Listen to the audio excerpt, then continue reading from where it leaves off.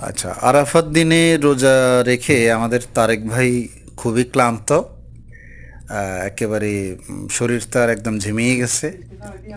তো সে আজকে কি কি আয়োজন করেছে আমরা সেগুলো দেখছি এবং দেখানোর চেষ্টা করছি আপনাদেরকে।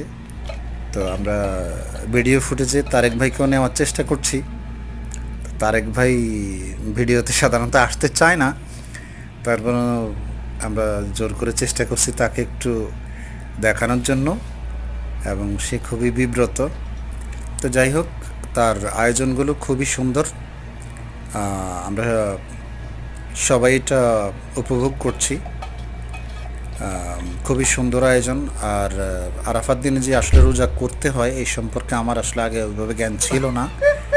তো তাকে দেখে এবং তার কাছ থেকে জানলাম, এবং ইনশাল্লাহ আশা করছি আগামীতে আমরা এটা করব। তো আদর্শ সবার খাবার। জন্য শুভকামনা।